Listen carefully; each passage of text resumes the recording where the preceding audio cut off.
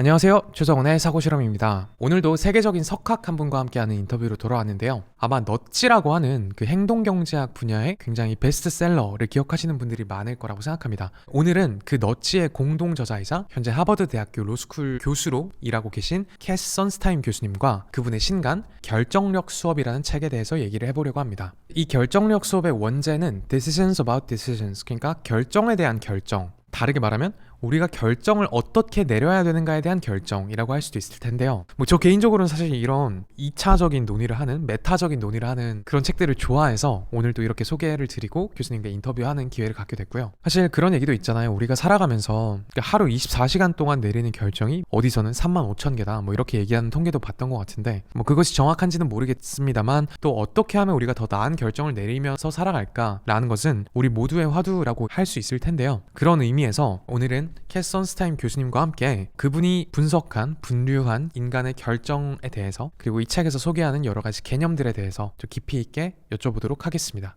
네, 그러면 인터뷰 시작해 보겠습니다. Okay, now I'm good. Okay. Yeah, thank you for waiting. I'm really Thank you. grateful. A pleasure. First of all, I need to explain you about what kind of people our audience is. And this podcast name is Thought Experiment. So we can assume that very intellectual people who likes to ask questions watch this podcast and listen to this podcast. So today we're going to talk about your book, Decisions About Decisions. Can you tell me about the reason and the background that you're writing this book? Yes, thank you for that. So we make decisions every day. We actually make a lot of decisions every day. When to get up, what to eat, what to do. We also make not infrequently decisions about decisions. So we might decide that we're going to get married, and that's a hugely important decision. It's actually a decision about decisions. If you decide you're going to get married, you're deciding about a lot of specific decisions. They're resolved like that. Like you're not going to date anybody else once you get married. Or you might decide if you have a health issue that you're going to go to this doctor rather than that doctor, or you're going to go to no doctor. You might decide. I think I can handle this myself. That's a decision about decisions. The decisions we make about our decisions are often the most fundamental of all, and I've been a little obsessed with that topic since the late 1990s for a long time. Maybe 3 or 4 years ago that I made a decision about a decision, which I was actually going to write this book.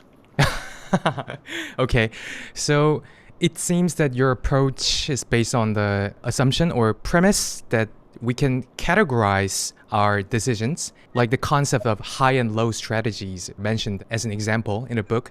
So could you explain about that categorization or classification about decisions? So we might make a decision. It's extremely hard work. Like, here's what we're going to do with our resources, our money. And that might be high burden. That might be hard to decide. But once you've done it, it's low, it's easy. So people might decide they're basically just going to keep it in the bank. Or they might decide they're going to keep it in some investment fund. So take some decisions as being a lot of work in advance, but once you make the work, you do get the work done. Everything else is pretty easy. There are other things which are very low decisional burdens at the time, but they leave a lot of burdens to come. And it might be like a holding pattern, like an airplane in the sky. The decision to go into a holding pattern might be pretty easy, low burdens, but it leaves big burdens to come, like where are you going to land? People sometimes go high, face the burdens, and then make my life easier. And sometimes they go low, I'll not face the burdens, I'll just leave myself with flexibility. Yeah, as you said, like every decision has its own burden and it depends on like every situation and every characteristic of people. Then to make a better decision, we need to calculate our own burden. Then how can people do that more wisely? All I want to say to that is that the strategies discussed in the book, they should be very familiar. Let's talk about one distinction that I find helpful. Sometimes we choose, meaning we think about all of the aspects of the problem and we decide for reasons. So you might go to a restaurant, so there might be 20 items on the menu and you might go over each one and choose, I want the chicken because it's the best one for me. Or alternatively, we might pick, where pick means you don't spend a lot of time on it. You just say, okay, I'll do that one. So you might at a restaurant see 20 options and think, this is going to be pretty hard, and I want to have a time talking to my friends. I don't want to be spending all the time talking about the menu. So the first thing I see that I kind of like, I'll choose without deliberating much. If that doesn't seem sensible, because maybe you'll make the wrong decision, some people delegate. So they might have a trusted friend or a doctor or someone who they think is reliable. And the second order decision is, I will either rely on that person's judgment or I'll give a lot of weight to it. That's very different from just picking. For other people, they say, I'm going to adopt a rule. The rule might be, I'm never going to drink alcohol during the week. Never.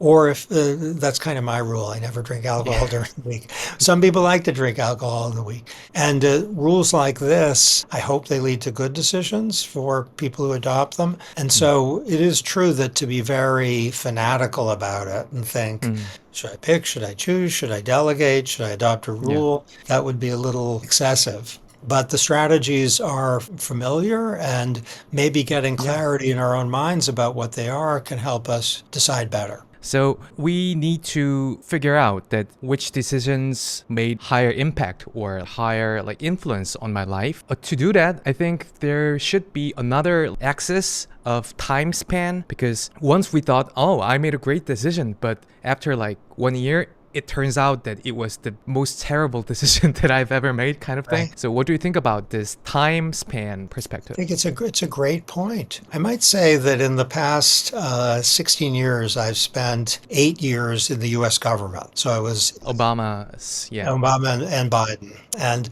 I saw governments have to think of this all the time. So do you issue a rule on some issue? It might be about the fuel economy of cars, and you might issue a rule that's, to your point, that's really good for this year, but things change. So next year, it's probably you're going to regret it. That means that you have to build in maybe flexibility where you have the rule expire after a year. And we can think of this in individual life too. So any decision we make, we might build in an expiration date. So to think about the simplification of life, that's one of my main goals in this book, actually, that it grew out of awareness that for many of us, the burdens of decision are very high. And what strategies do we have available to simplify them, both so that we can smile more and also so we can enjoy our capacity to plan.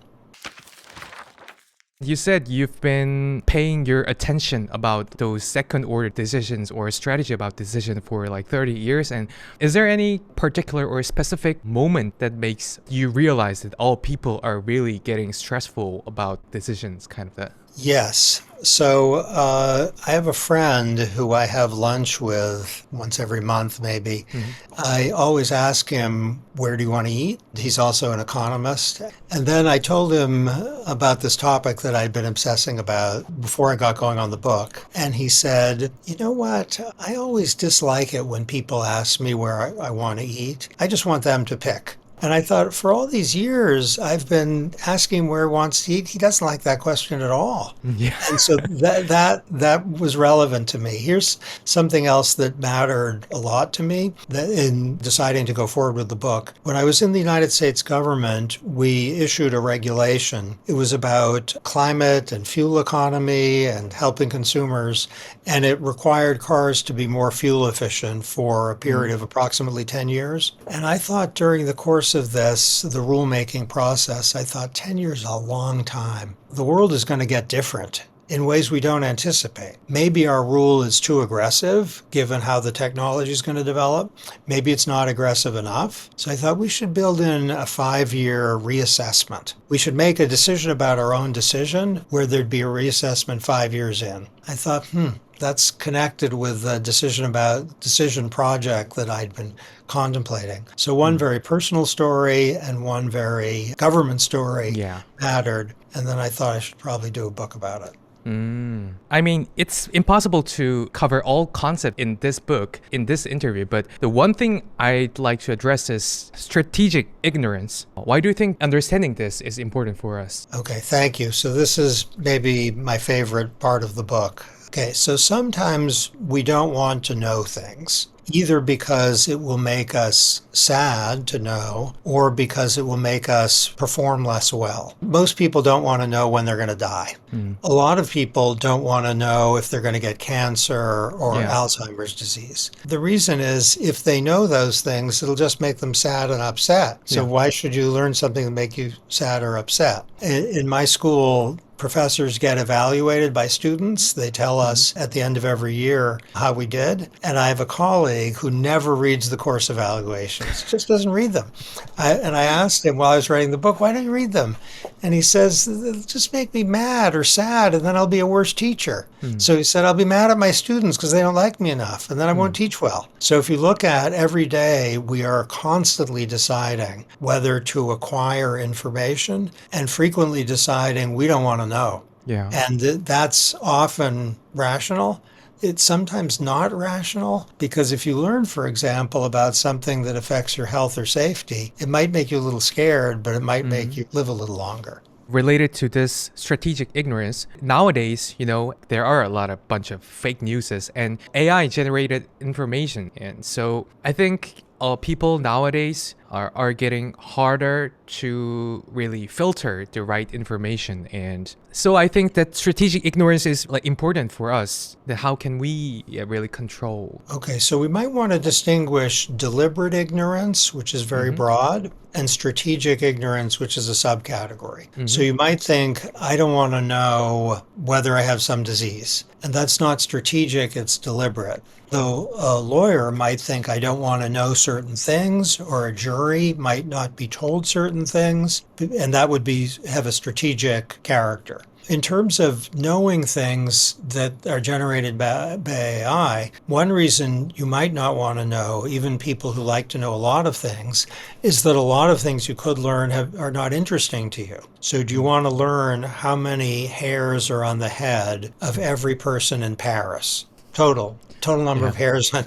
Most people, I think, would say, no, I just have no interest in that. Yeah. There are things that AI is able to generate that people might not want to know because it would make them sad. I have data suggesting a lot of people don't want to know the global temperature in 2100. I don't know if that's because they're afraid they'll get bad news and scare them. That's also possible. And you're signaling that not wanting to know things that are false, people might not want to know those things because it'll just confuse them and they won't see the world accurately. So that's deliberate ignorance of things that are false. That might make sense, though knowing that many people think something is false, that might be good. Oh, we're running out of time, so a few questions more, really quick. Yeah, so you wrote this book to help people, and thinking about those decisions in your life, like how does it help you to be a better person or decision maker? It's kind of a general question, but yeah. Well, there are three things I do. I pick more than I would without the book. So instead of choosing, I say just pick. I'm going on a vacation tomorrow, actually, and the question is, should I rent a car? Going with my wife. And I thought, let's just pick. Let's not rent a car. It makes life easier.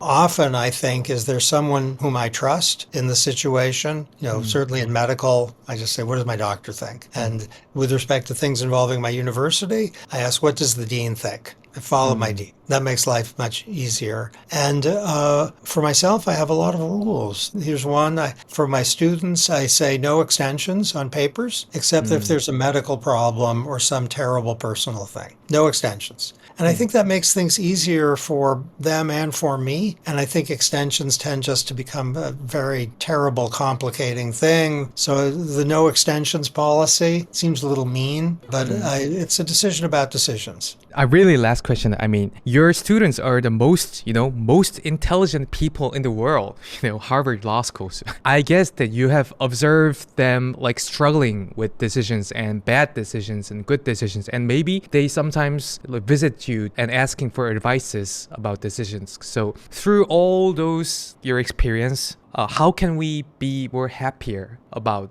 decisions. Okay, Yeah. I should say my students, when they visit me, they're asking either about behavioral economics or about law. They don't ask me about decisions about decisions. They ask me usually about the subject of the course. I think one way to think about decisions about decisions is to focus on three things. One is people want to be happy. They want to be smiling rather than crying. The second is they want their lives to have meaning. So people will sacrifice smiles for a meaningful life in which they feel they're contributing or they have good friends and they are good friends. And people also will sacrifice happiness and meaning for diversity of experience. They want to have not just the same thing over and over again, they want different things. And if we focus on happiness, meaning, and diversity of experience, that's a kind of road into how to make good decisions about decisions. Oh, thank you for sharing your time. I think I took too many time. Can you say your last sentence to our Korean audience or Korean readers? I am especially grateful and honored that the book is published in Korea, and I am really grateful to Korean readers. I know my book, Nudge, has received a superb audience in Korea, and I'm really grateful for that. And I am here to answer any questions from my friends in Korea. I visited before, and I hope to visit again. Okay, hope to see you in Korea again. Thank you very much.